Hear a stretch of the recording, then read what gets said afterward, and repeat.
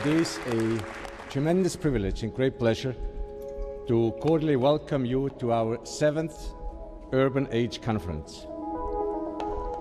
I am particularly pleased that this year, for the first time, after so many events in other cities in the world, we are able to hold the conference here in Berlin. I think it was going to be just arrogant.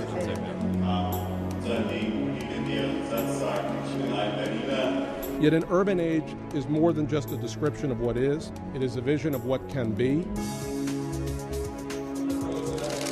Stadtentwicklung, und deshalb ist es auch so wichtig, dass die Alfred Herrhausen Stiftung und die London School of Economics sich diesem Thema widmen und dass die Lösung der Probleme in den Städten nicht nur eine Aufgabe der jeweilig dort Regierenden ist, sondern dass es eine Aufgabe im Sinne der Zukunft jedes einzelnen Landes ist.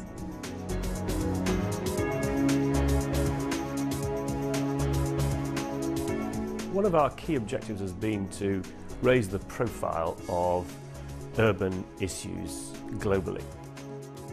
Now that's quite a high ambition, but our view is that the main social, environmental, socio-political issues that the world faces now are going to be presented at their sharpest in cities.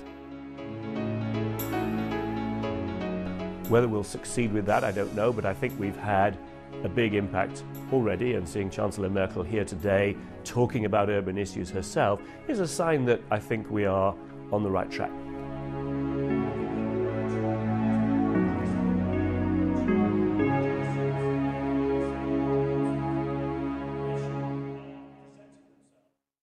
Insofern können wir nur einen Dialog anstoßen und können unterschiedliche Entscheider zusammenbringen, um dann im Gedankenaustausch dann Lösungen zu entwickeln. Also in dem Sinne begreife ich Urban Age nicht als diesen Think Tank zur Lösung der Probleme, sondern als Katalysator, als Organisator, als Vermittler und Kommunikator. Und in diesem Sinne denke ich, hat Urban Age eine außerordentlich wichtige Rolle und Funktion.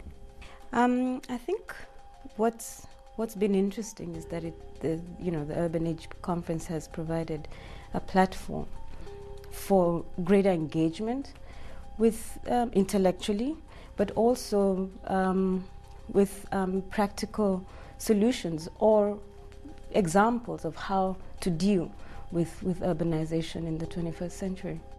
To me it has been very interesting because we have at the heart of it what I sort of like to think of as this urban tribe. And so how that evolved, there was a core of us who moved from city to city. And today we were a working machine.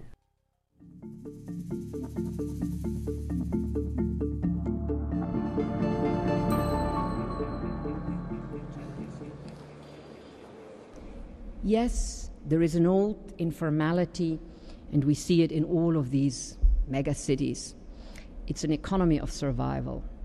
I think we need to rethink the question of informality in the context of the kinds of cities that we're looking at, including cities in the global south. What we need as urban Africanists is to recover Africa in Africa's agency in history. It would involve moving conceptions of informality from the margins to the center of analysis and theorization. Our challenge is to find new languages and methodologies and conceptual tools for understanding informality as an analytical category in its own right. Against the charges of Enrique that I termed to romanticize informality, I would say there's also like an obligation to sift and to unbundle informality, to actually look through the effects, the positive, the negative, how do we harvest each, how do we eliminate the other, and it's really relevant. That's great, that's great. Here really you need politicians who dare to take up the problems and show that it's not just to strengthen the strengths, but you have to develop all the potential of the city. And only in this way you get a future and a perspective for the cities. Thank you, and last word. Yes.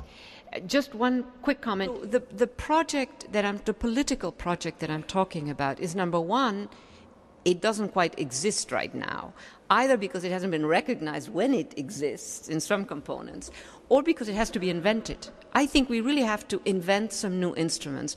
And a few are there floating, but I cannot keep on talking. Yes. So anyhow, I am a bit of an optimist perhaps also. But. And let's end with a note of optimism. Thank you very much. Thank you all the panelists, and thank everybody.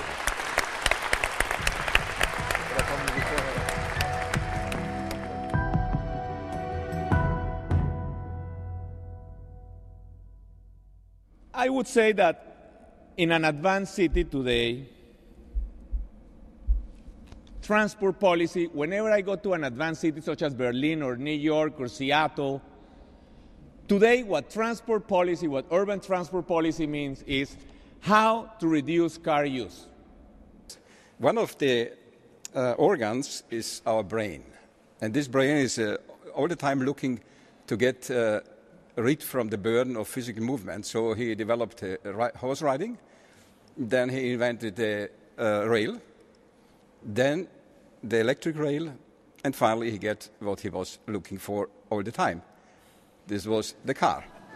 Because if I remove the screen in your brain, the situation like this. And nobody would accept this is a problem. This is crazy behavior. And this is what Enrique has called congestion.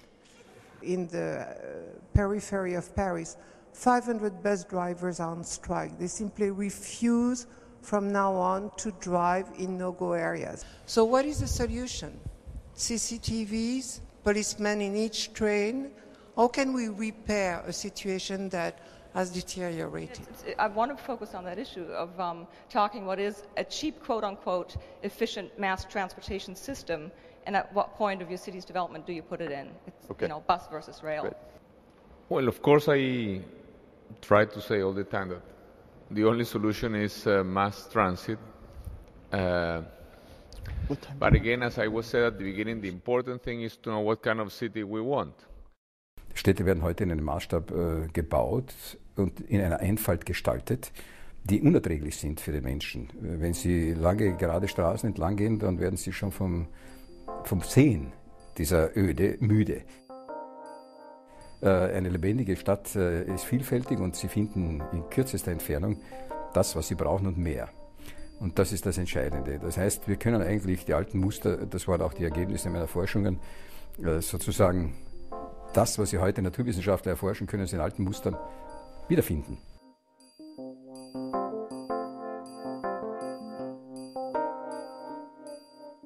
In every urban age city, and in many other cities around the world, we need to reinvent city government.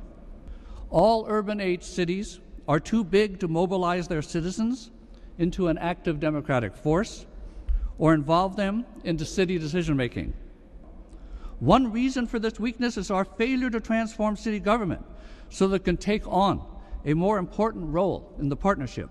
The city has not the instruments to make a real change or to implement public policy about economic development, technology, education, or telecommunications. The city is not in the table about the decisions because traditionally in Mexico, all the decisions about economic policy are federal, without local participation. You ask people in my city, do you support smart growth? Yes. Do you support transit-oriented development? Yes. Do you support more density in specific areas of the city where we promote these objectives? Yes. Do you think we should be a less car-oriented city? Yes. Should we have more transit-oriented development down the street from you? No. Right? So I think that there is a point that he's making that is very, very apropos, and that is it's good to have these mechanisms where everyone is involved, but there has to be some traction at the end of it where people have some sense of obligation and responsibility.